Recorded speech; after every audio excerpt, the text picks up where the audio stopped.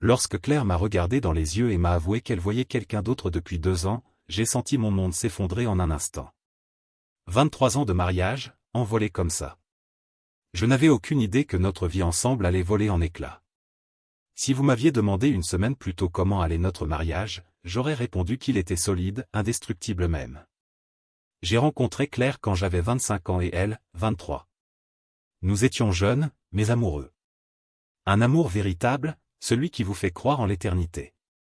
Nous avons construit notre vie ensemble, pas à pas. Nous avons traversé tant de choses, la naissance de nos 3 enfants, les hauts et les bas du travail, les tracas du quotidien. À travers tout cela, nous étions côte à côte. Du moins, c'est ce que je pensais. Claire était toujours la plus organisée. Elle gérait la maison, veillait sur les enfants et jonglait avec tout avec une aisance que j'admirais. J'étais celui qui ramenait l'argent, mais elle était le ciment qui nous unissait. Du moins, c'est ce que je croyais.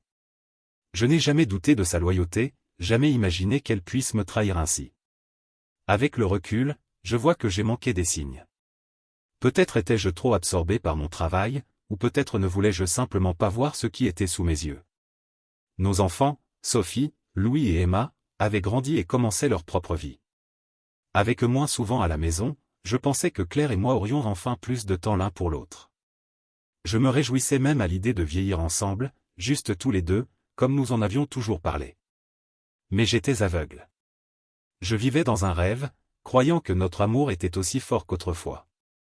J'ignorais que Claire s'éloignait de moi, peu à peu, jusqu'à être prête à sauter dans les bras d'un autre. C'est étrange comme on peut vivre avec quelqu'un pendant si longtemps sans vraiment savoir ce qui se passe dans sa tête. Je pensais connaître Claire mieux que quiconque, mais je ne pouvais pas avoir plus tort. J'ai été pris au dépourvu par la femme que j'aimais, par la vie que nous avions construite, et par la vérité douloureuse qui allait se révéler.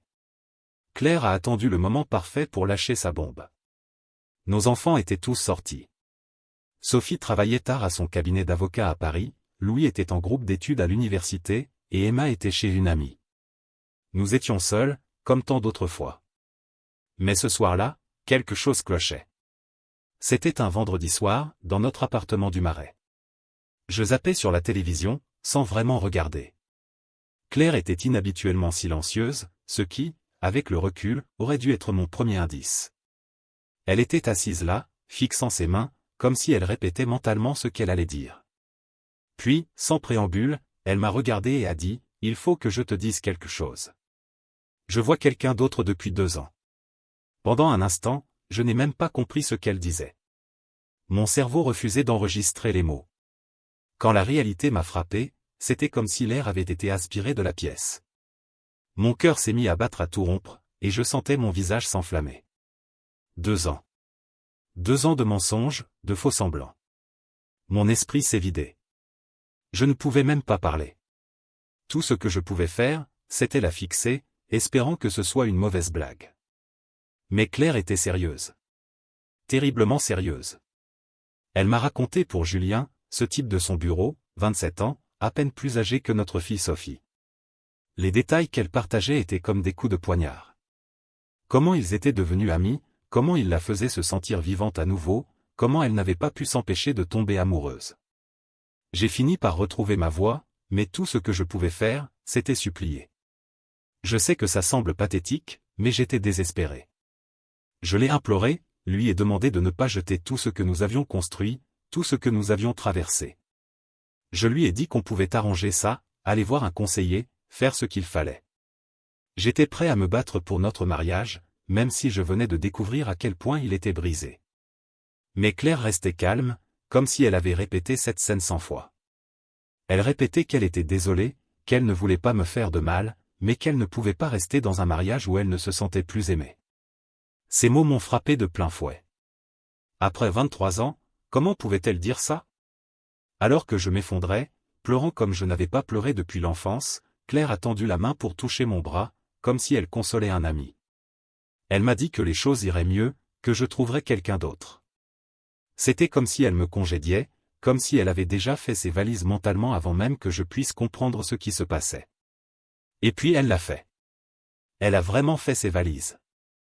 J'ai regardé, incrédule, alors qu'elle ouvrait l'armoire et sortait un sac déjà préparé, clairement depuis des jours. Ce n'était pas une décision spontanée. Elle avait tout planifié, chaque geste, chaque mot, conçu pour me blesser juste assez pour qu'elle puisse partir sans se retourner. Quand elle a fermé la porte derrière elle, j'ai senti une partie de moi se déchirer. L'appartement, autrefois rempli de chaleur et de rire, était maintenant froid, vide.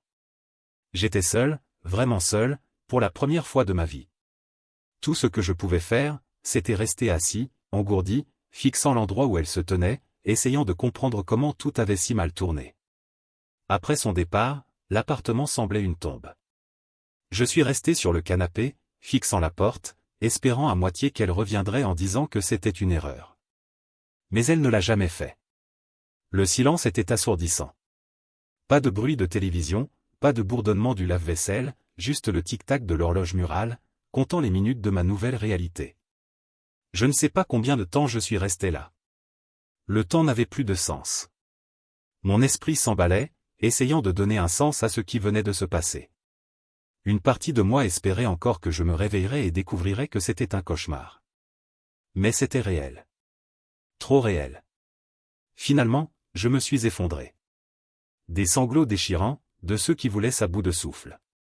Toute la douleur, la trahison, l'humiliation, tout m'a frappé d'un coup.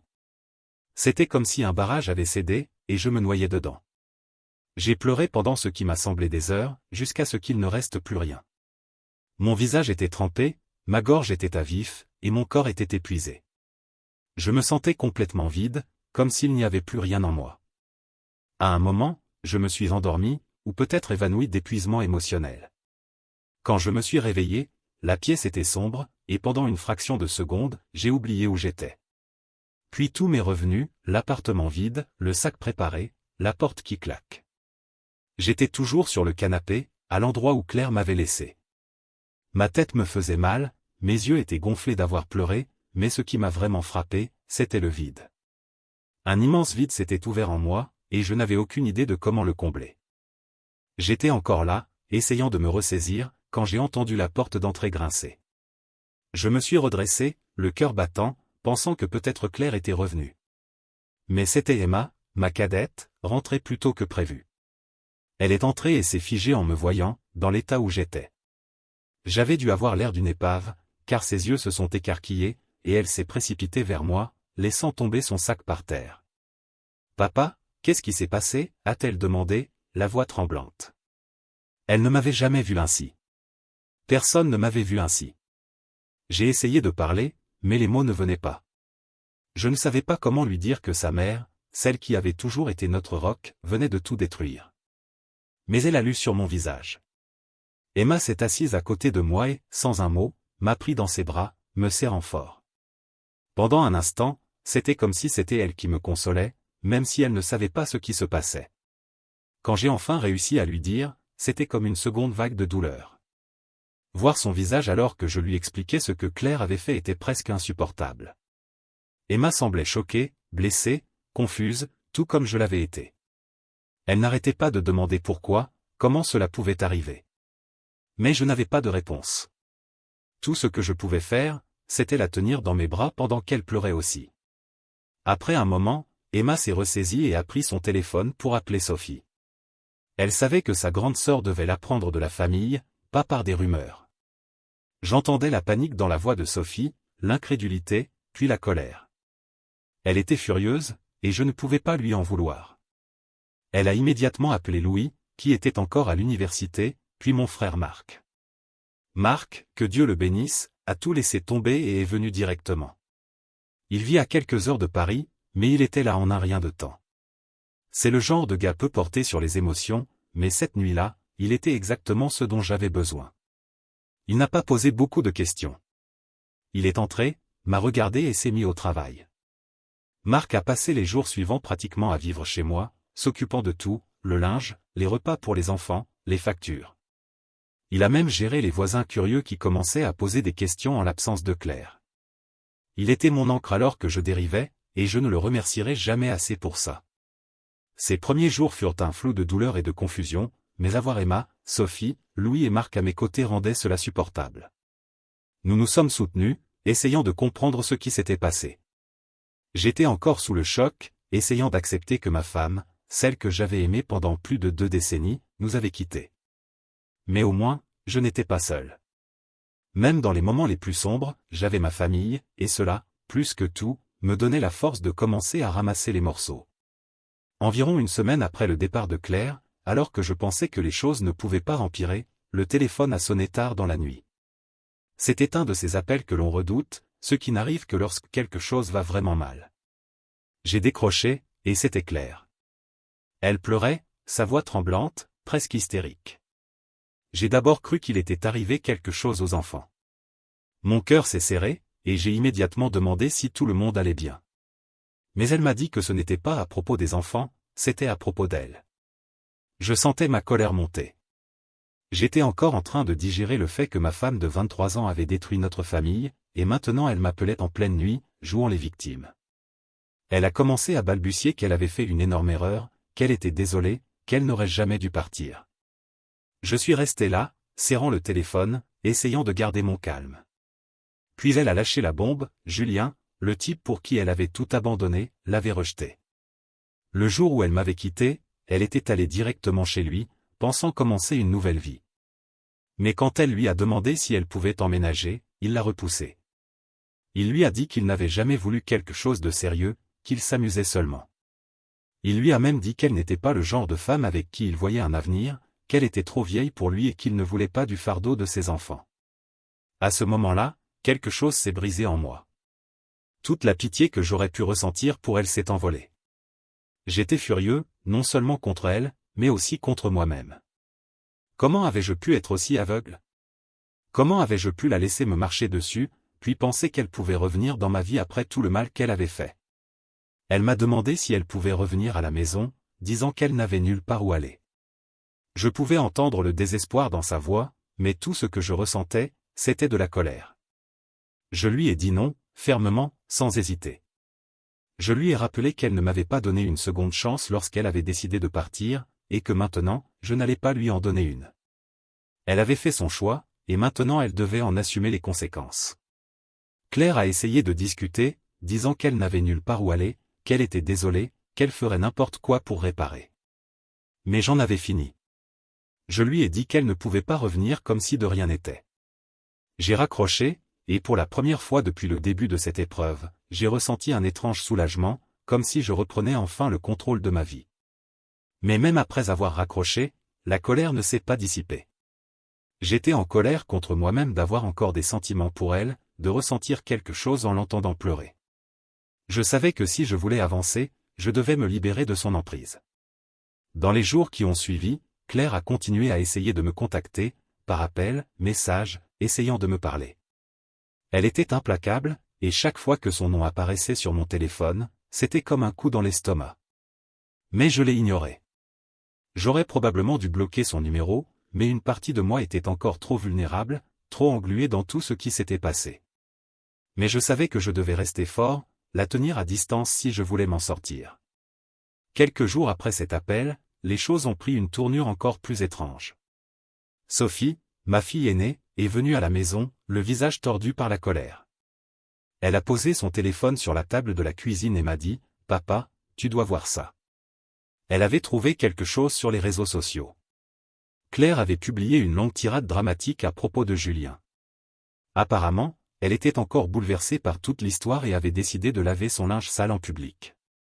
Elle écrivait qu'il l'avait utilisé, jeté après 2 ans, qu'elle avait tout abandonné pour lui et qu'il l'avait mise de côté comme si elle ne comptait pour rien. C'était gênant à lire, honnêtement. Mais ce qui m'a vraiment frappé, ce sont les commentaires. D'autres femmes qui travaillaient avec Claire ont révélé que Julien avait aussi eu des relations avec elle. Elle racontait comment il avait flirté avec plusieurs femmes au bureau, faisant des promesses qu'il n'avait jamais eu l'intention de tenir. C'était comme un monde parallèle dont j'ignorais l'existence, et Claire était en plein milieu, paraissant de plus en plus ridicule à chaque mot. Je voyais que Sophie était furieuse, pas seulement à cause de ce que Claire avait fait à notre famille, mais parce qu'elle s'était ridiculisée et nous avait entraînés dans ce gâchis. Elle répétait, « Comment a-t-elle pu faire ça? Comment a-t-elle pu nous embarquer là-dedans ?» Je n'avais pas de réponse. Je me sentais juste engourdi. C'était comme regarder un accident de train au ralenti, sans pouvoir l'arrêter. Mais en lisant ces commentaires, quelque chose a changé en moi. J'ai réalisé que Claire avait creusé sa propre tombe. Elle avait fait ses choix, et maintenant elle en payait les conséquences. La nature publique de tout cela jouait en ma faveur. C'était comme si elle m'avait donné toutes les preuves dont j'avais besoin sur un plateau d'argent. Quand il a été temps de parler à l'avocat, je n'avais plus ce sentiment de crainte. Je savais que ce serait difficile, mais maintenant, j'avais l'avantage. L'éclat de Claire sur les réseaux sociaux montrait clairement qu'elle avait trahi notre mariage, et elle l'avait fait d'une manière indéniable. Mon avocat m'a assuré que cela faciliterait le processus de divorce. Les actions de Claire nous donnaient toutes les preuves nécessaires pour prouver son infidélité, ce qui signifiait que j'étais en meilleure position concernant l'argent et la garde des enfants. Je n'aurais pas à lui verser de pension, et il était probable que le tribunal me donnerait raison concernant les enfants. Mais au-delà des aspects légaux, j'ai commencé à ressentir un sentiment de clôture. Claire n'était plus cette figure puissante dans ma vie, capable de me faire du mal. C'était juste une personne qui avait pris de très mauvaises décisions et en payait maintenant le prix. C'était un tournant pour moi, un moment où j'ai réalisé que j'allais m'en sortir. Je n'étais pas celui qui avait ruiné notre mariage. Je n'étais pas celui qui avait laissé tomber notre famille. Tout cela reposait sur elle. D'une certaine manière, j'ai commencé à ressentir de la peine pour Claire. Pas au point de vouloir la reprendre, mais parce qu'il était clair qu'elle était perdue. Elle avait cru qu'elle échangeait pour quelque chose de mieux, courant après un fantasme qui n'était pas réel. Et maintenant, elle se retrouvait avec rien, ni famille, ni travail, ni avenir avec Julien, juste beaucoup de regrets. Quand Sophie est partie ce jour-là, je suis resté longtemps à la table de la cuisine, à réfléchir. J'ai réalisé que j'étais enfin en train d'avancer. Claire faisait partie de mon passé, un passé douloureux et compliqué, mais elle n'avait pas à définir mon avenir. J'étais toujours là, mes enfants étaient là, et cela signifiait que j'avais quelque chose pour quoi me battre. Au fil des semaines, le processus de divorce avançait, tout comme ma vie, lentement mais sûrement. Je ne faisais plus seulement semblant. J'avais un objectif clair, reconstruire ma vie, trouver une certaine paix dans tout le chaos laissé par Claire. Une nuit, assis sur le balcon, regardant l'obscurité, je repensais à tout ce qui s'était passé. Mon esprit revenait à ce premier jour où Claire m'avait dit qu'elle partait, à quel point je m'étais senti désespéré et brisé. Mais ce désespoir avait disparu, remplacé par autre chose, peut-être de la détermination, ou peut-être simplement de l'épuisement. Quoi qu'il en soit, je savais que je n'étais plus la même personne qu'il y a quelques mois. C'est à ce moment-là que j'ai commencé une thérapie.